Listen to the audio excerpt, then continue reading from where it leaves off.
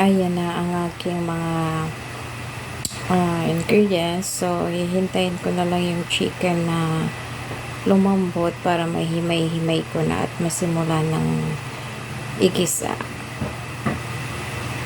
Magpapakulo na ako ng chicken. Pinakuluan ko muna para madali na himay-himayin.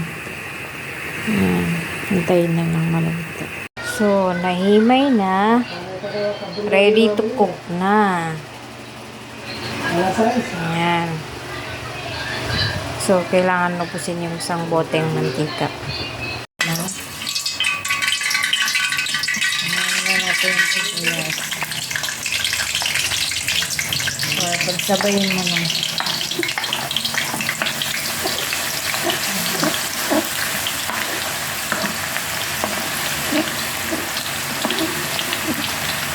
Ayan, brownies na. Pwede natin hulog yung chicken. Tapos paghalo-haloin mo na.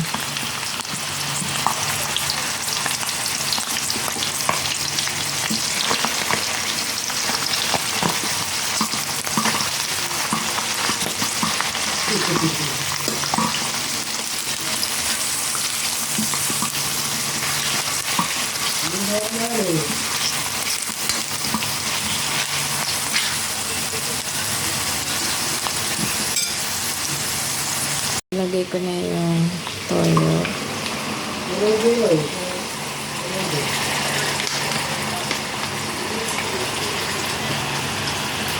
Sauce. Busin mo na rin yan. Optional yung oyster sauce.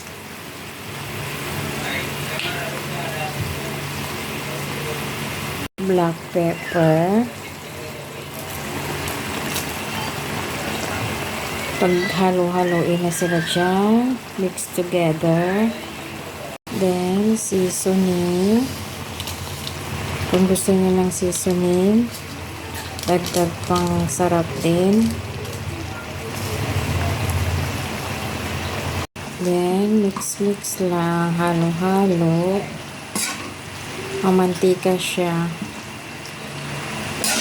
Mas masarap pag mamantika.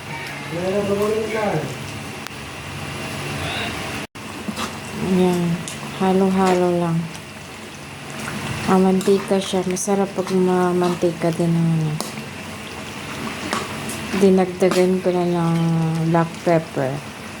So, kung masyadong maalat, pwede ring maglagay ng sugar.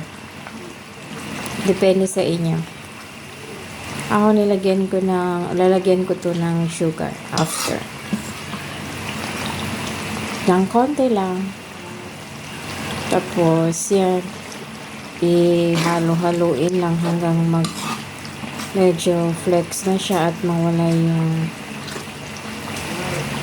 medyo tumuyo. Mag-flex. Ayan. So, hintayin ko na lang na medyo mawala ng sabaw. Actually, hindi naman to mapapanis eh. So, kahit ilang araw pa dyan, sarap pa rin kainin. Malaking tulong na rin to sa mga estudyante. Kasi kaysa bumili sila ng pastil sa labas, 10 pesos. So, pagluluto ko na lang sila pang breakfast nila or pwede rin pang tawid gutom or pag walang maisip na ulam, ito na lang uulamin. Sarap yan, ang bango-bango. Pwede na to, mabango-mabango na. Flex na. Chicken flex a la city.